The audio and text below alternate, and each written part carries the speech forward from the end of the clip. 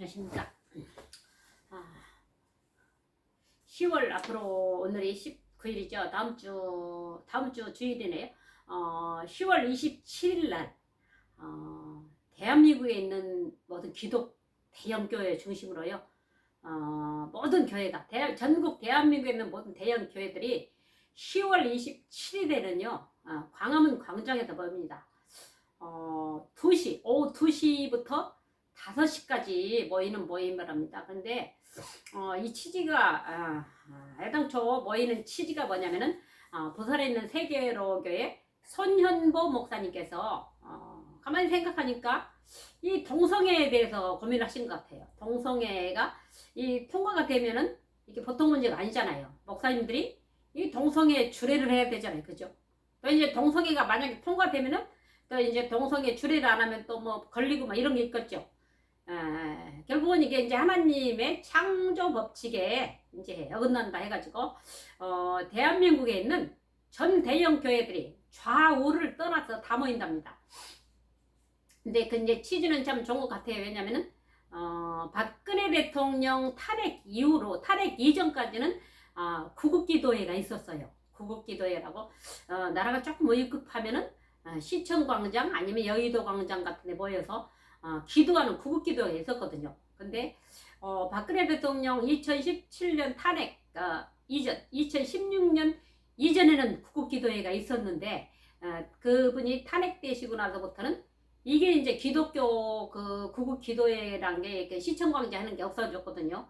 근데 이제 모처럼 오랜만에 모이는 것 같습니다. 10월 이번 주 내일 말고 다음 주 주일날 오후 2시에서 5시까지 모임을 하는데 전국에 있는 교회들이 그날 다 2시부터 모인답니다. 오전 예배는 본교회에서 드리고 또 먼 교회들은 이제 오는 중이겠죠. 그죠? 일찍 출발해야 되니까. 그래서 오후 2시에 광화문 광장에서 예배에 모여서 예배를 드리는지 그건 모르겠네요. 모르겠고 그런데 이제 제가 들어보니까 모이는 취지는 좋아요. 그런데 큰 교회 목사님들이 연단에 서지 못한다는 거예요. 그게 조금 문제는 있는 것 같아요. 왜냐면은 그 목사님들이 나서길 참 좋아하거든요. 사실은 그죠? 가만히 있다가도 자리만 나서면 그 대형교회 목사님들 앞장서거든요. 가만히 있다가도 나서는데 박근혜 대통령 탄핵 바로 전에 1월 달인가요?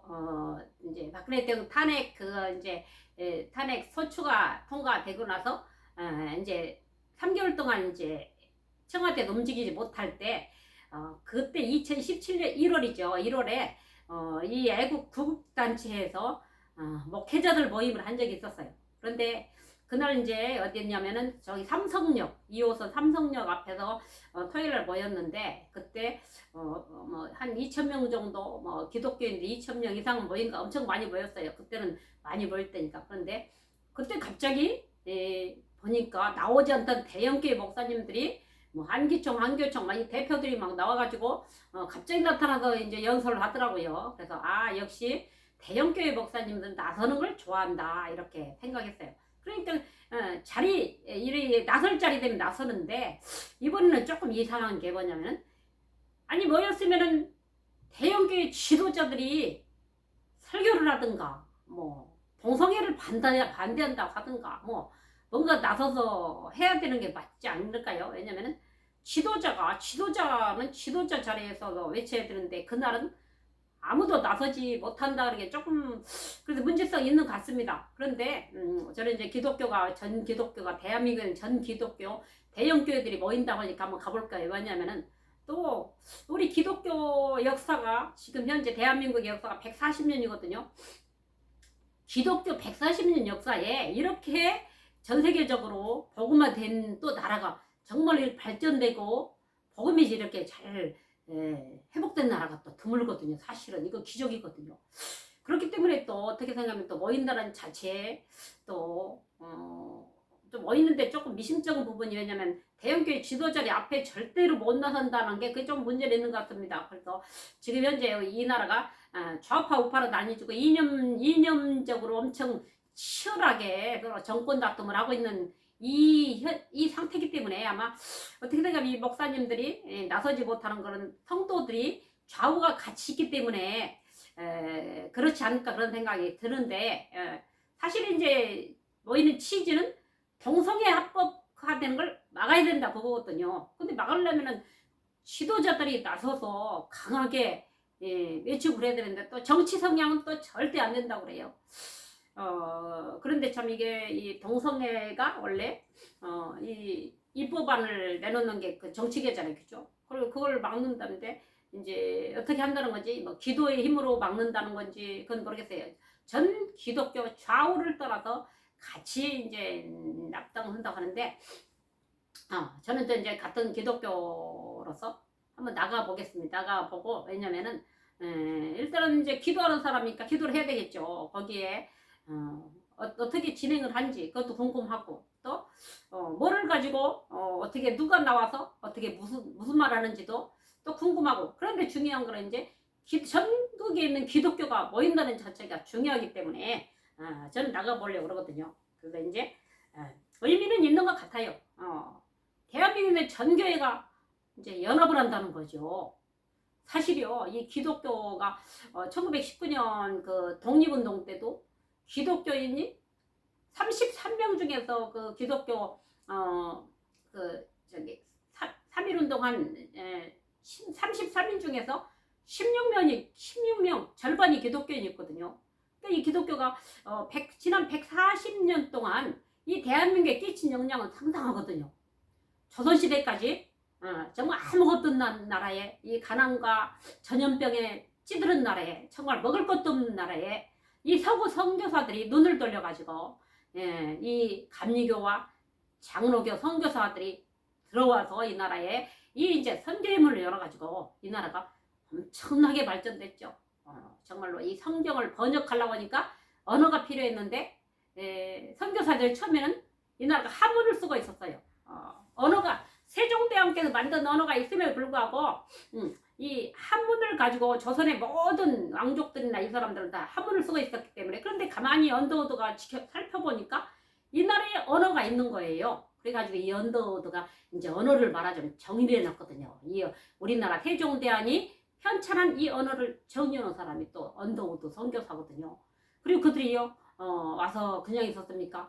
교회 세우고 교회 세워놓고 학교 세우고 병원 세우고 가장 중요한 부분을 말하자면 이분들이 하면서 이 나라가 정말 점점 문이 열리기 시작한 것이죠. 그래서 지난 기독교의 역사는요 엄청난 역사입니다. 그래서 지난 140년 동안 기독교의 역사로 인해서 대한민국이 엄청나게 발전되고 지금은요 전 세계 민족에 어디 가도 이 코리아가 절대로 홀대받지 않는 나라, 환영받는 나라가 된 것이죠. 그런데 이 시점에 이 기독교에 정말 또 정치적으로 보면 참으로 골치 아픈 지금 단계를 겪고 있거든요. 그래서 정말 대한민국을 가장 정상적으로 생각하고 가장 정상적인 대한민국의 가치관을 가지고 있는 사람들을 극우라고 몰아붙이고 이 정치계에서 극우라고 몰아붙이는 이 약한 세상에 살고 있습니다. 그런데 정말 이 대한민국에 우리는 이승만 대통령께서 지난 70년 동안 지켜온 자유민주주의 이걸 정말 계승하려고 또 여기서 이 박근혜 대통령 탄핵 이후로 여기에서 보수들이 살아난 역사가 또 가장 중요한 의미라고 할 수 있어요. 끝까지 지금 잠자고 있던 보수들이 자유민주주의 대통령이 갑자기 일하시던 대통령이 탄핵이 되니까 여기서 국민들이 일어난 거예요. 이거 안 되겠네. 그냥 두면 안 되겠네. 그냥 가만히 있으면 우리나라 망하겠네 가지고 일어난 사람들이 이 말하자면 대한민국 바로 세우려고 일어난 분들을 지금 현재 현 정권 야당이나 이런 쪽에서 극우라고 몰아붙이거든요. 근데 가만히 보면 가장 정상적인 자유민주주의 사상을 가지고 가장 최전선에서 그래도 올바로 잡힐 수 있도록 이렇게 애국운동도 하고 이러는 단체들을 극우라고 몰아붙이는 이 약한 세대가 됐거든요. 그런데 이제 그런 시대에 기독교가 사실을 잠자고 있었죠. 그래서 그 중에 극소수 광화문 팀이나 극소수 기독교인들이 그래도 또 정말 이 애국운동에 일릭한 건 사실입니다. 그런데 지금 이제 전 기독교가 이번 주 다음 주 10월 27일 날 광화문에 나온다고 하니까 한번 저는 참석해 보려고 하거든요. 근데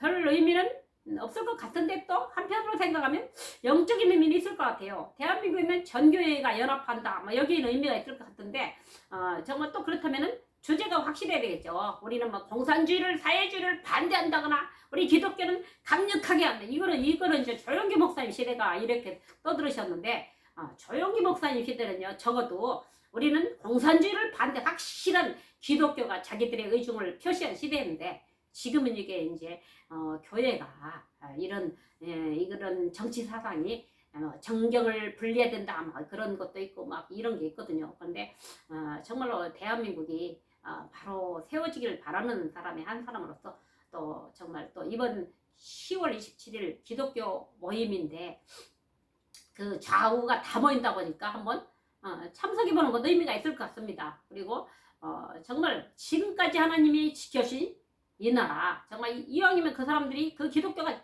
나온다면은 이 나오는 계기로 이 나라에 흑암이 물러가고 잘못된 세력들이 완전 꺾이면 얼마나 좋겠습니까? 정말 기도하는 심정으로 저는 나가 보려고 하거든요. 근데 조금 이제 미심쩍은 부분들은 왜 그 교계 지도자들이 앞에 나서지 않을까? 가장 오히려 대형교회 당회장 목사님들이 나서가지고 외치는 게 훨씬 낫잖아요, 사실은. 그런데 그런 부분에 조금 미심적인 부분이 있는 것 같은데 그렇지만은 뭐 그분들이 뭐 특별한 정치적인 야심이나 이런 것까지는 들어가 있지 않는 것 같아요. 않기 때문에 이제 기독교인으로서 한번 어떤 방향으로 이 나라에 그걸 놓고 기도하는지 아마 기도의 모임 같아요. 제가 볼 때는 뭐 어떤 정치적인 항의도 안 된다고 하니까 뭐 그런 정치적인 것도 아닌 것 같고 근데 기도 모임 정도 뭐 3시간 동안 하는 거니까 2시, 3시, 4시, 5시 3시간 동안밖에 안 하거든요. 그렇기 때문에 특별한 의미는 없는 것 같지만 또 전국 대한민국의 모든 기독교인들이 모인다고 하니까 가다 참석해서 또 이제 어떻게 이끌어 가는지 그것도 한번 참석할 만한 것 가치가 있는 것 같습니다. 왜냐면 기독교가 다 모인다니까 한번 가는 게 당연한 거죠. 근데 또 이게 뭐 서로 막 뭐 왈가왈부 이제 모이기도 전에 또 막 이렇게 하는 건 좋지 않은 것 같습니다. 왜냐면은 그냥 한번 그분들의 모임을 지켜보고 그분들이 어떤 모임이었는지 이런 걸 이제 지켜보는 것도 좋을 것 같습니다. 왜냐면은 그거 뭐 미리 이제 모이기 전에 왈가왈부하는 건 또 그 사람들 입장에서는 또 뭐 사단이라고 그러거든요. 그렇죠? 그러니까 10월 27일 오후 2시 광화문 광장에서 대한민국에 있는 전 기독교의 모임이 있어서 또 한번 카메라가 나서봤습니다. 여러분들 시간 되시는 분들은 10월 27일 오후 2시 뭐 꼭 기독교인이 아니어도 나와도 될 것 같습니다. 왜냐면 이거는 대한민국을 위한 모임인 것 같습니다. 동성애를 뭐 반대하고 뭐 대한민국이 바로 세워지길 바라는 말하면 나라 민족을 위한 모임인 것 같습니다. 정말 이 정도로 특별한 뭐 의미는 이렇게 뭐 강한 어떤 그런 건 없는 것 같고 동성애 합법 막는다는 건데 정치적인 시위도 아니라니까 그것까지 아니고 뭐 나와서 뭐 기도 모임 아니면 그 정도인데 좀 대형교회 목사님들이 왜 안 나서는지 이거는 조금 한번 제가 지켜볼 생각입니다. 감사합니다.